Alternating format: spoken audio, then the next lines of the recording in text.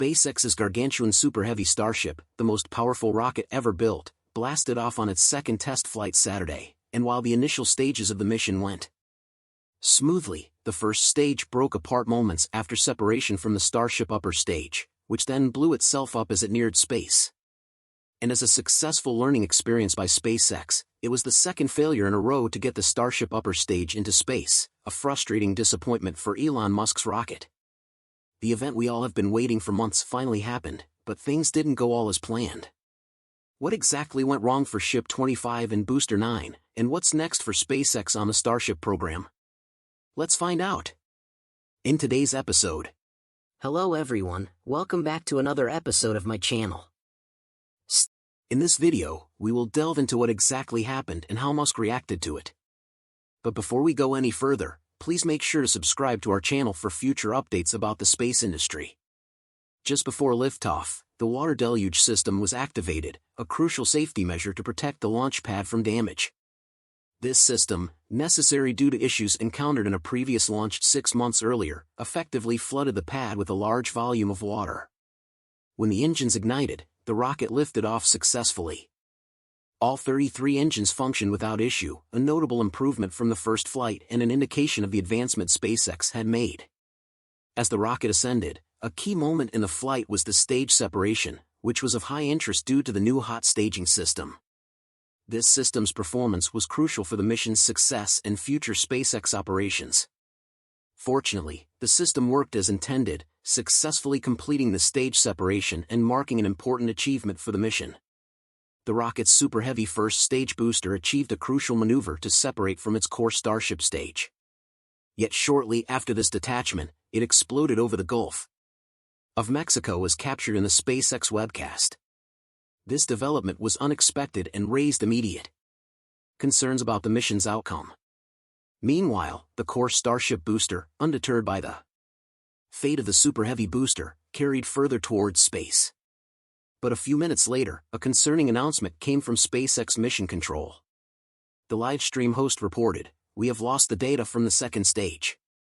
We think we may have lost the second stage." This statement indicated potential issues with the core component of the mission. About 8 minutes into the test mission, camera views tracking the Starship booster appeared to show an explosion. At this point, the rocket had reached an altitude of 91 miles. Suggesting that the vehicle might have failed at this stage of the mission. This launch was SpaceX's second attempt to fly the Starship mounted atop its towering, Super Heavy rocket booster. The previous attempt in April had also ended in an explosive failure, about 4 minutes after liftoff. At approximately 43 miles in altitude, the rocket system executed the crucial maneuver to separate the two stages. The Super Heavy booster was intended to plunge into the Gulf of Mexico waters, while the core Starship booster was to continue its journey into space using its own engines. Now, many are curious about the condition of the launch pad following the Starship's liftoff. Fortunately, compared to the aftermath of the first launch, the launch pad appears to be in a much better situation this time around. There seems to be some slight damages to the side legs, but nothing overly concerning. More importantly, it's evident that the water deluge system, which was activated just before the liftoff, has served its purpose effectively. This system, designed to flood the launch area with a large volume of water, is a crucial safety feature intended to protect the launch pad from the intense heat and force of the rocket's engines during liftoff. Of course, it's important to note that it's still quite early to draw conclusions about the state of the launch pad. At first glance, there doesn't seem to be any major visible damage, which is a positive sign. The SpaceX team is already on site, thoroughly inspecting the launch pad. They are methodically analyzing every component to check for any potential issues that might not be immediately noticeable. However, the explosion of the Super Heavy booster cast a shadow over the mission. SpaceX, in the aftermath, has yet to provide detailed information about the fate of the core stage. Despite these challenges, SpaceX shared an update on social media. The company stated that the core Starship stage's engines fired for several minutes on its way to space. This update, while not addressing the entire situation, provided some insight into the mission's trajectory. SpaceX encapsulated the essence of the mission in their statement. With a test like this, success comes from what we learn. And today's test will help us improve Starship's reliability as SpaceX seeks to make life multiplanetary. This perspective highlights the company's focus on learning and development, even in the face of setbacks. The launch and the subsequent events have been a mix of triumph and challenge. The successful liftoff and initial ascent of the Starship represented a significant step forward. This event could potentially strain SpaceX's relationship with the Federal Aviation Administration even further. The FAA plays a crucial role in regulating commercial spaceflight, ensuring safety and compliance with federal regulations. After the first Starship launch resulted in an explosion, the FAA scrutinized SpaceX's operations closely, giving the company significant regulatory challenges. This heightened oversight was a response to concerns about public safety and adherence to flight authorization requirements. Given this history, the explosion during the latest launch might prompt the FAA to take an even more stringent stance towards SpaceX. The agency could impose stricter regulations, more rigorous safety reviews, or even delay future launch approvals. NASA also might view this outcome with a sense of disappointment, given their significant investment in the Starship project. NASA's involvement with SpaceX's Starship extends beyond mere observation. They have a vested interest in its success. The Starship is an integral part of NASA's ambitious Artemis program, which aims to return humans to the Moon and eventually venture to Mars. And as a successful learning experience by SpaceX, it was the second failure in a row to get the Starship upper stage into space, a frustrating disappointment for Elon Musk's rocket company, and a potentially major setback for NASA, which is counting on the Starship to carry Artemis astronauts to the surface of the Moon in the next few years. Saturday's flight of Starship, a powerful vehicle designed to carry NASA astronauts to the Moon, was not a complete success. SpaceX did not achieve the test launch's ultimate objective, a partial trip around the world ending in a splashdown in the Pacific Ocean off the coast of Hawaii. But the test flight, the vehicle's second, did show that the company had fixed key issues that arose during the earlier test operation in April. All 33 engines in the vehicle's lower booster stage fired, and the rocket made it through stage separation when the booster fell away, and the 6 engines of the upper stage lit up to carry the vehicle to space. "Just beautiful," John Insprucker, a SpaceX engineer and live launch commentator, said on the SpaceX webcast. SpaceX's Starship rocket lifted off from Boca Chica, Texas on Saturday on the vehicle's second test flight. By contrast, the first Starship launch badly damaged the launch site, several engines on the booster failed, fires knocked out the steering of the rocket, and the flight termination system took too long to explode.